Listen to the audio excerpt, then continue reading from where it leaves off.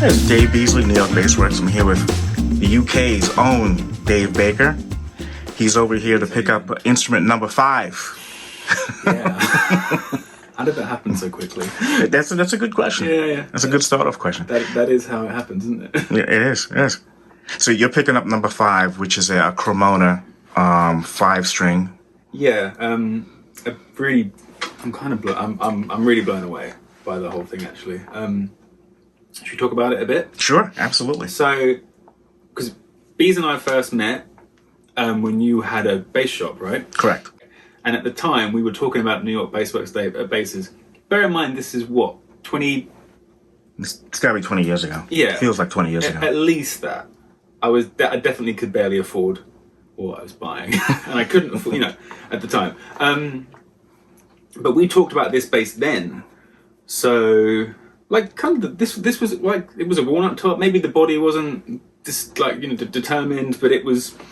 I definitely saw this instrument all that time ago, so it's really weird that it's real, and it sounds amazing and it feels amazing, and I kind of, this will take a moment to settle in, I think. No, I'm sure.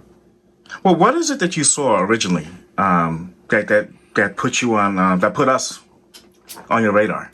At the time? Yes. Okay, so, I mean, I definitely was one of those kids that sort of like looked on Talk Bass, because I wanted to learn about all these things, and that was definitely a really good resource. And there was like a New York Bassworks club on Talk Bass, and there was a lot of guys talking about them then. So that was it was there, but I think before that there was an interview with David talking about a bass he made for Richard Bonner. Well, the 2 basses, right? Correct. The fretless and the fretted Cremonas.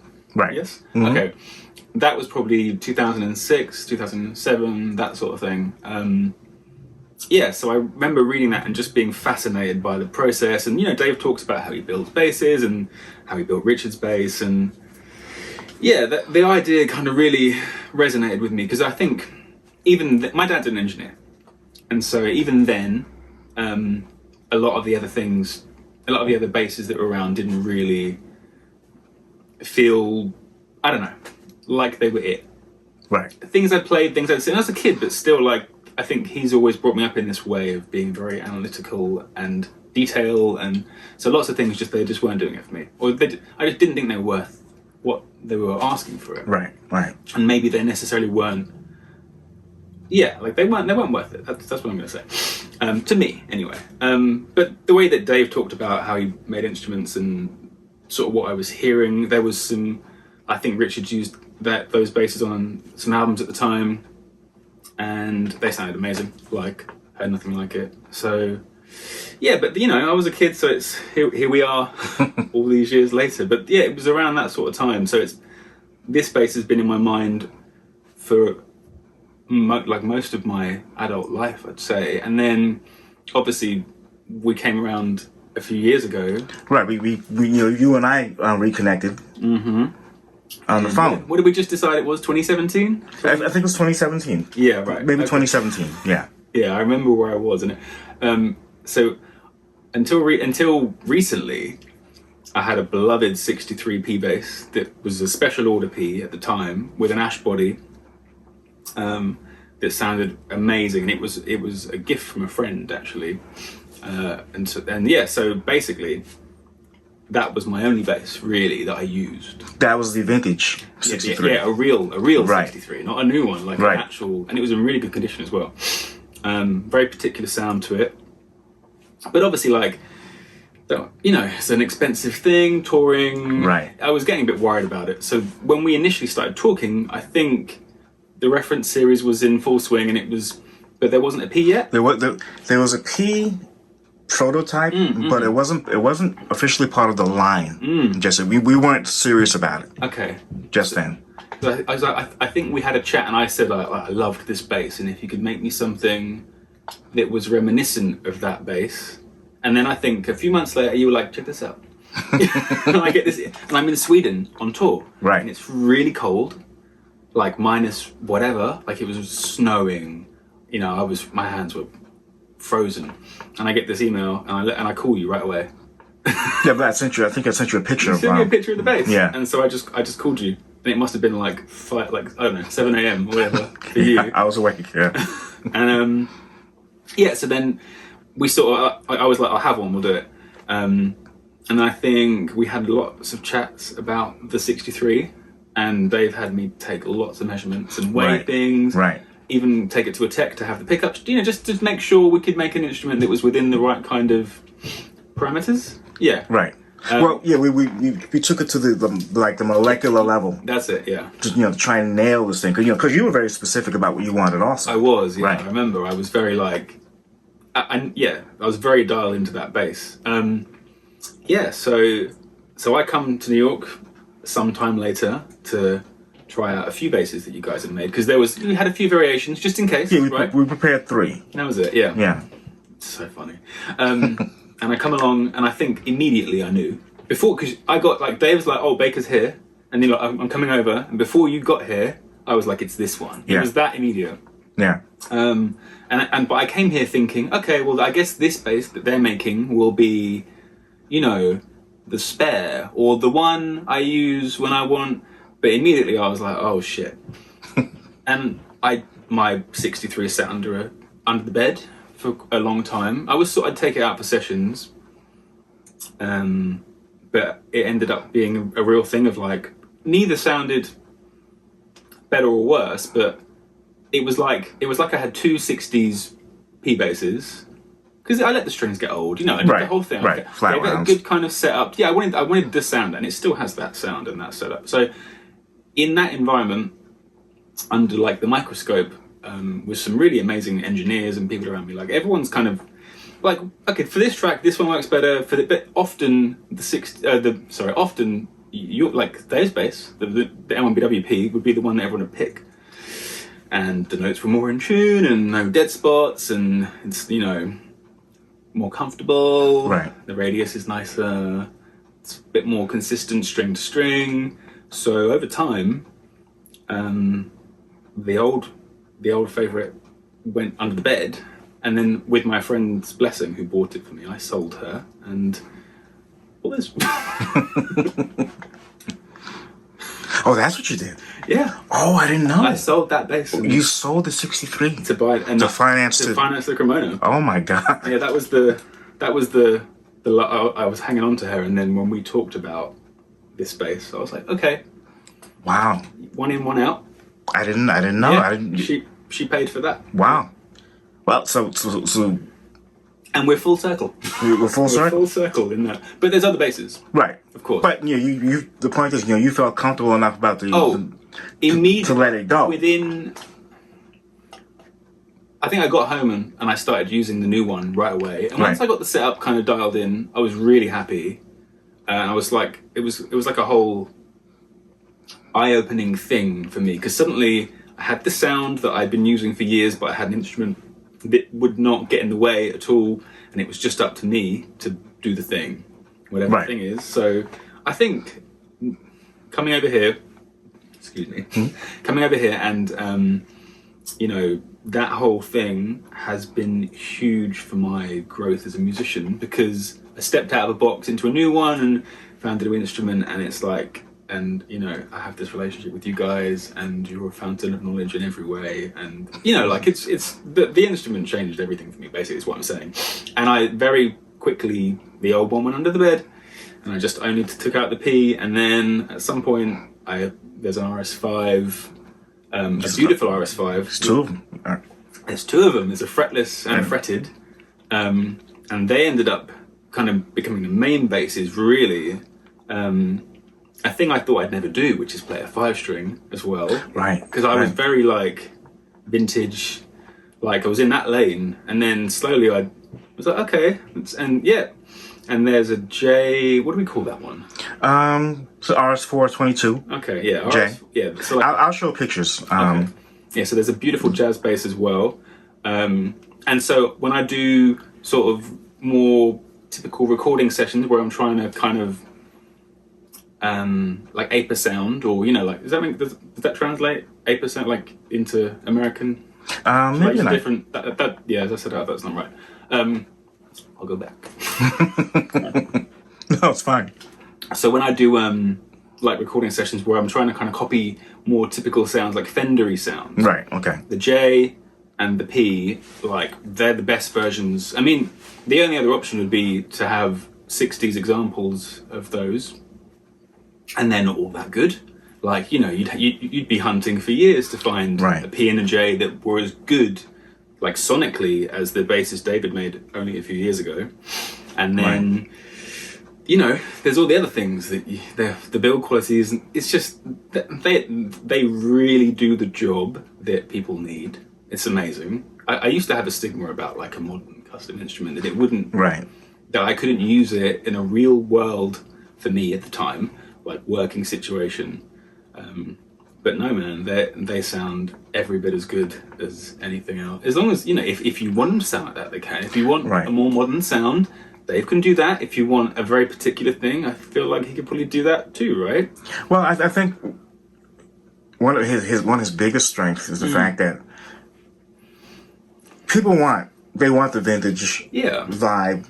Visually, and it is a vintage vibe. Right. It's not because update. So, you know, you need to update the whole thing. Of right? course, yeah. Yeah. So I didn't mean to interrupt you. No. But you know, some people who have they have the visual in their head of what vintage is. He comes from that, Yeah. you know, I and mean, where is the reference collection? They're here somewhere, isn't it? it's somewhere in this building. Yeah, somewhere in here.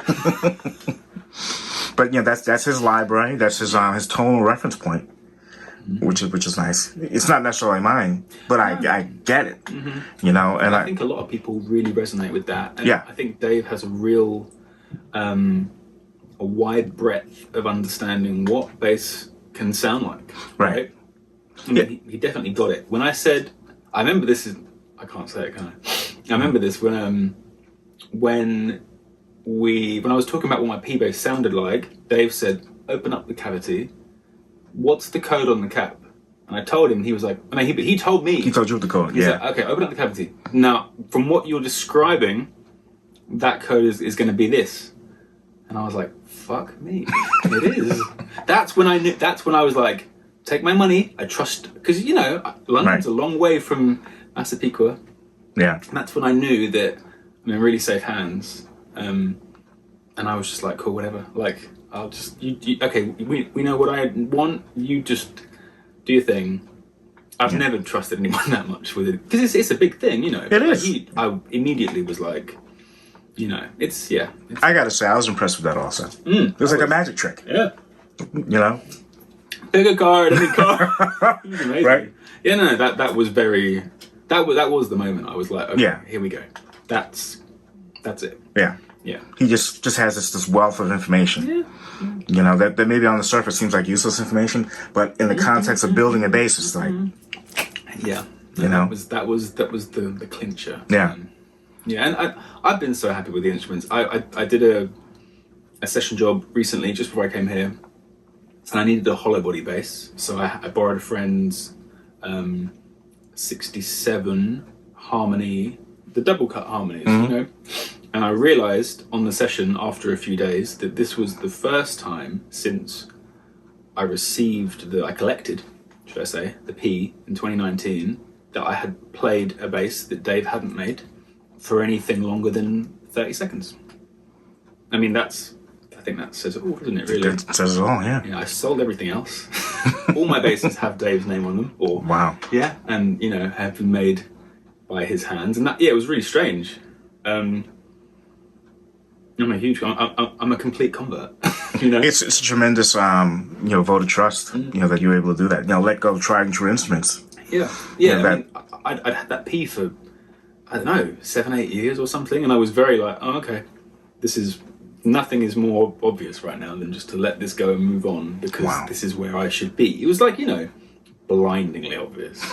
There was no doubt. Everyone around me knew it. So I think, yeah, the sort of journey to this point has been amazing, and the instruments really speak for themselves. And, you know, I mean, front of house guys love them, engineers love them, you know, I love them. Well, for Yanks on this side of the pond, who aren't familiar with you, can you just run down with, your career? You know, what are you doing? How did you get here to this point? I got on a plane. Sorry. Okay. So I came up through like one of the music schools like in London, and after that, you do sort of gigs around town, like wedding bands, function bands, that kind of thing. I mean, everyone has this, but don't they? But eventually, I got a very random call that led me on to a pop gig, right? Right. I was quite young, I guess like 25 or something, 24, 25 at the time, with a British pop artist called Ella Eyre, who I still work with now, actually, which is, I think we're over a decade in. That's amazing. I mean, it is amazing. She's great. I love her very much. And the whole project has been very interesting. And that sort of kept me really busy for a long time. And, and then when that sort of had some periods that slowed down, other things come along. So there's like mostly British and European artists, I guess. They're over here, but maybe not like household names like they would be over there. But like Becky Hill, did some stuff with her for quite a while. She's been huge like lately in the UK and Europe. I worked with John Newman for quite a while. That was kind of the pre-COVID gig for a good 18 months. What else? I mean, like A Wonder, God, lots of pop. Anyway, lots of that kind of thing. And then sessions, and I work with a guy called Ryan Marshall, who's a really old friend, blues player.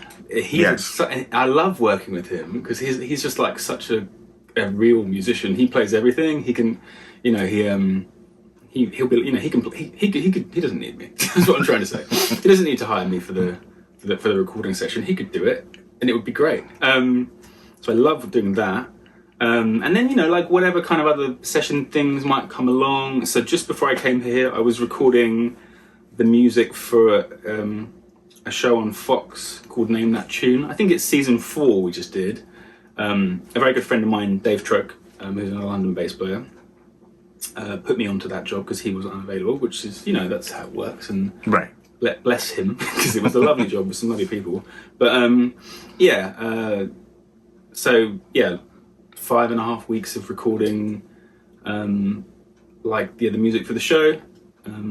The NYBWs were in full swing. In Metropolis Studios in London, which is like a beautiful place to work in as well. So that kind of thing. And obviously, there's just lots of gigs around town and whatever else. But maybe that's the recent highlights and some other, that's the stuff. All right. Yeah. So you're serious working musician.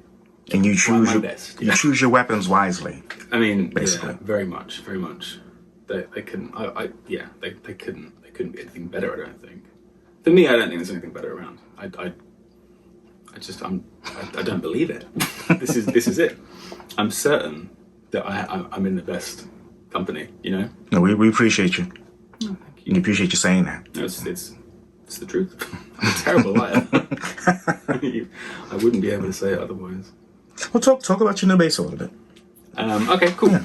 Okay, so what have we got? It's like, is this flamed or quilted or I don't know what's this is. This I guess you call it crotch. Is it a crotch?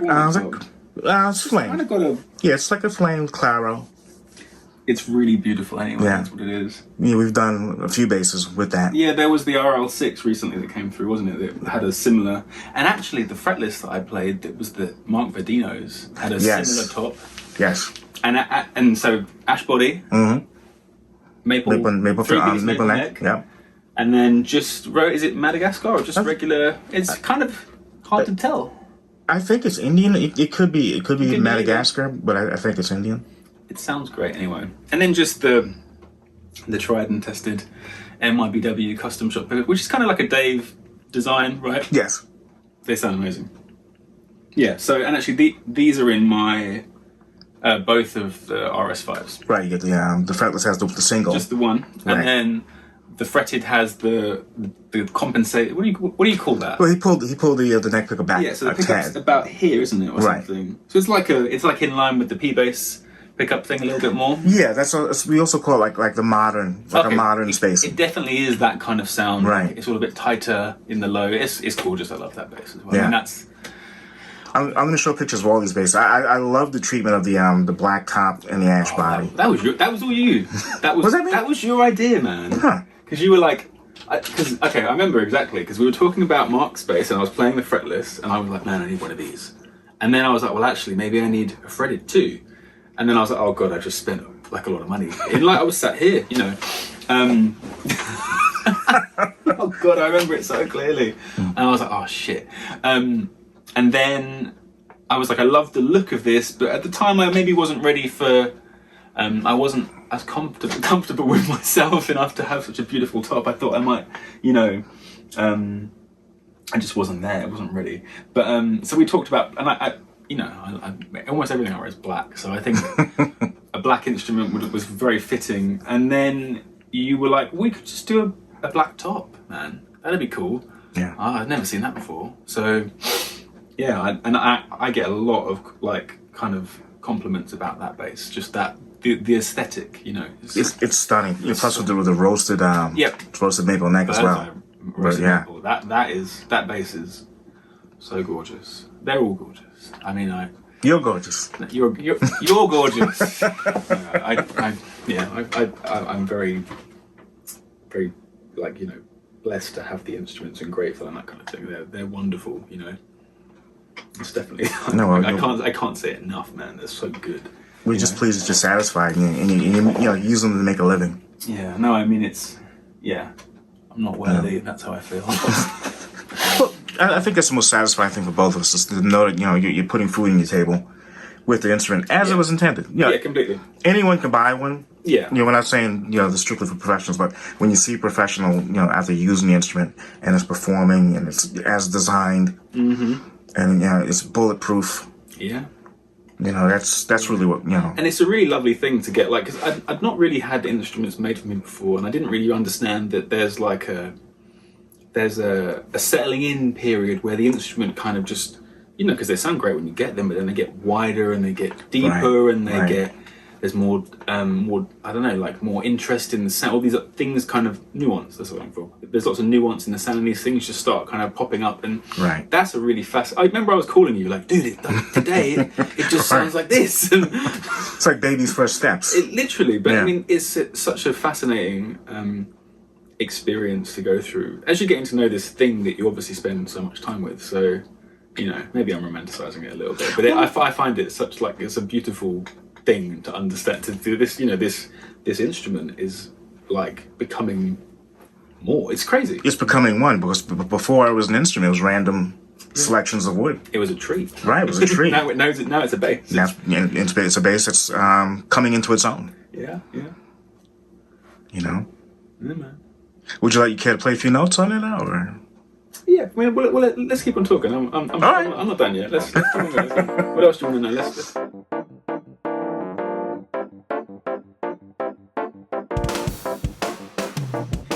I mean, it's really difficult, isn't it? Even like, okay, lots of airlines seem to have policies and that kind of thing where it's perfectly fine to use, to travel with an instrument, but in reality, it's quite difficult. The only way I've sort of, like on a tour anyway, is like a really good flight case, and like AirTags are very, you know, the Apple AirTags. The Apple AirTag, right? I've been using those because there was a whole thing at Heathrow, which is the big London airport, last year, where there was some whole software collapse breakdown thing, and bags were ending up everywhere.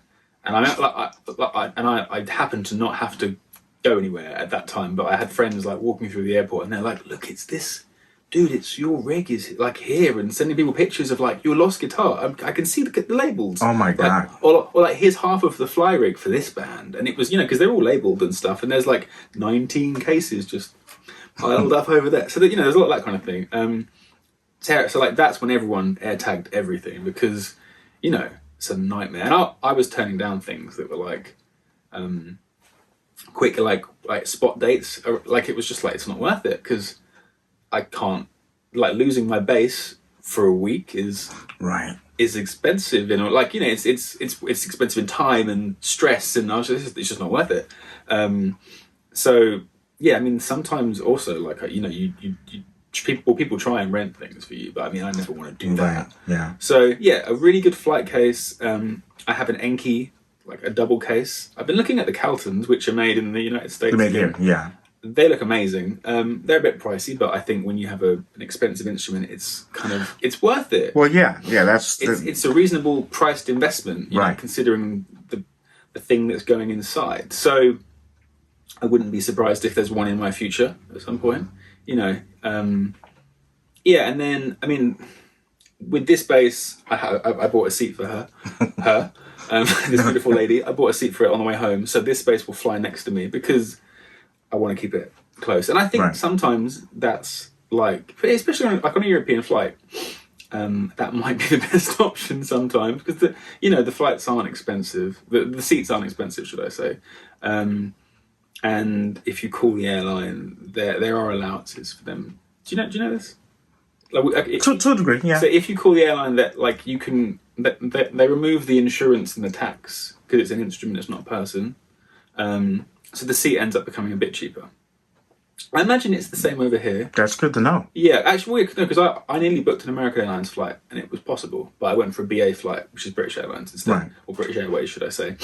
But yeah, you can. So if you call and you get the right person that knows what they're doing, then it's a possibility, and then you can quite comfortably have your guitar. And it's great to get to the gate and they're like, no, it's got a seat. Oh, oh, okay. What do you mean it's got a seat? No, it has a seat. Okay. You paid for a seat. Yeah, I've got a seat. Right. But no, yeah, lots of like good flight cases, lots of good things going in trucks as well. I mean, obviously that's a thing. Yeah, I mean it's a minefield, but I think you do just kind of have to just like plan the best you can to look after the instrument and hope that everything works out. And I've never known anyone lose anything, but things occasionally, but things occasionally go missing for a minute. I think a week was the longest I know of. But yeah, I mean, I've been very lucky to not have that happen. So yeah, it's a mindful, because you guys have been talking about it a lot lately, haven't you? Yeah, we have one of our good clients who's on tour. They misplaced his instrument here in the States. Ooh. And in Europe. It's terrifying. So he wound up playing whatever it was they could rent until they secured his instrument again. Yeah. Yeah, he's such a good guy. He didn't want to worry us, but we had friends saying, "Hey, so and so's playing this." So like something wrong or it's stressful on our end also. Of course. No, I mean it's. I hope that never happens to me. Yeah, but like thankfully the bass turned up, right? So we're all knock on wood. Knock on wood. There's plenty around. Yeah. Yeah. No, that's a whole thing. God. Yeah. So you're saying good case. A good case, not like an okay case. A great case. Even. Yeah, like the best case you can afford. Right. I think is because I've had like okay cases and then get off the plane and they're cracked and they're like,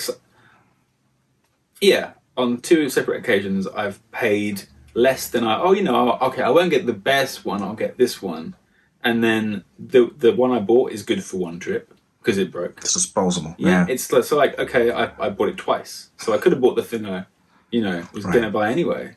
Yeah.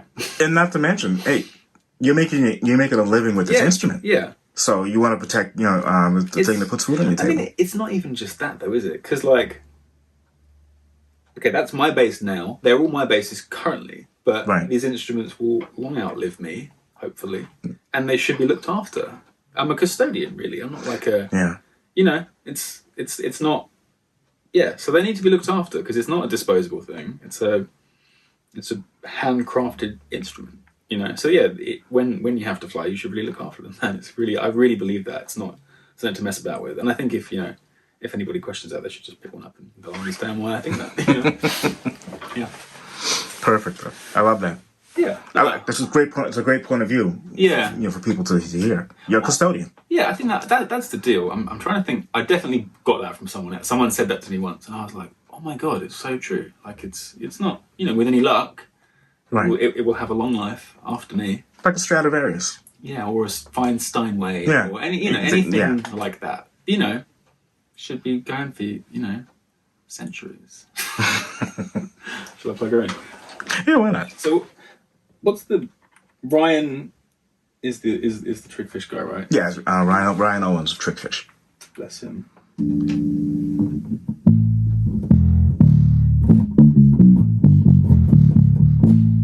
I love this instrument so much.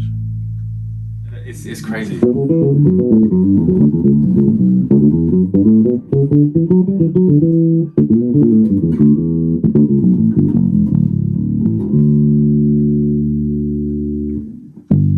There's the sweet spot. Ah.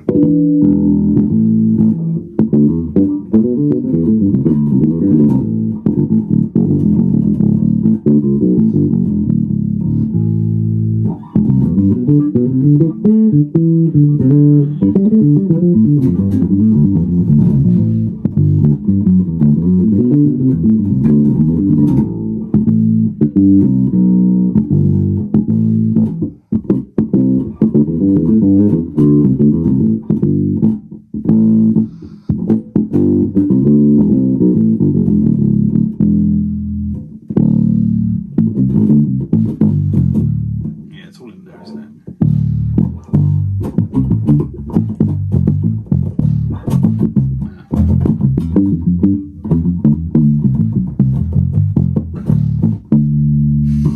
Just watching me get to know the bass. I need to sit and do Hannon on this one for a little while. And Yeah. it'll all kind of, you know, Those attitudes. Yeah. yeah, this is the way.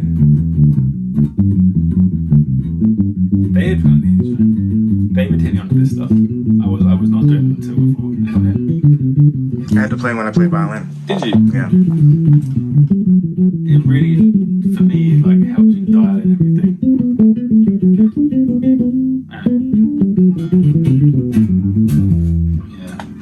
We were talking a little bit last night about, just very briefly, we touched upon the fact that, David and myself, as being bass players, how that helps inform what the instrument is.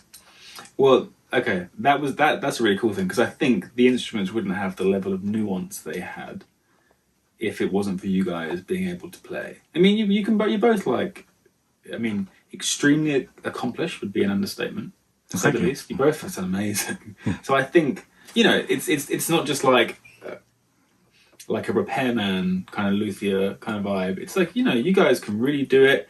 The R&D must be like, the R&D is the gig, right? You take the basses out and you give them a go and you see what needs work, and so they're really made with they're made with like the requirements. They're right there. You guys know what you're doing. So they're so in tune. They're so even.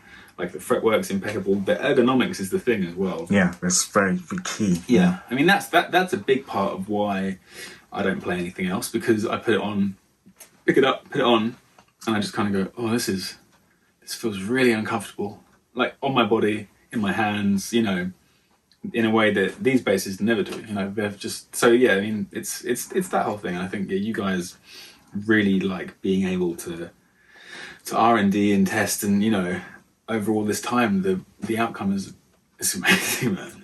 It's just ridiculous. Yeah, I mean, and it never ends. We're always looking at something. They're always growing and changing, right? Yeah. So just small little increments. Mm-hmm. I mean, it matters. Yeah, I mean they're growing all the time. I can't wait to come back in a few years and be like, oh wow, look at this.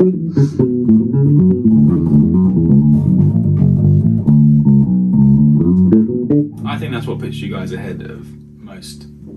I think that's what puts you guys ahead, is the ability that you all really, like, you guys really know what you're doing when it comes to playing the basses too. So that there's no funny neck shape, there's no like awkward like, oh, it balances like this, and maybe if there's like, the compound radius is a whole thing and it's done really beautifully, and it flattens out in just the right kind of area, and these are all things that I notice and you guys notice, and yeah, it's all taken care of, yeah. They're very special because of that. I think that's what pushes you guys ahead. I'm sure of it. Well, we really appreciate that. As a multiple bass owner, that goes like so far for us. It just validates that we're at least on the right track to doing something. And you're leaving soon. Yeah, it's a very quick trip. Yeah. What's ahead? Okay, so I go back, and actually, LRA, who I've been working with for a long time, we're doing we've got some rehearsals and some new gigs. So there's a whole new record coming out. So there's like a new phase of that project, which I'm really looking forward to. And that's pretty much off the plane, back to work, which will be interesting. But I'm going to just take this bass in and just, that'll be great. Excellent.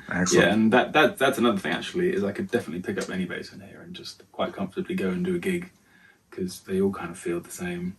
They all feel like consistent. That's what I mean. They're all very consistent in their quality and like what to expect. So, you know, of course, they each have their own uniqueness, but right. there's a very the continuity between them all is it's really there, you know. So yeah, I'm not too worried about walking with a brand new bass. Yeah. Excellent. And then it's Christmas, and then, you know, have a rest for a minute. You know.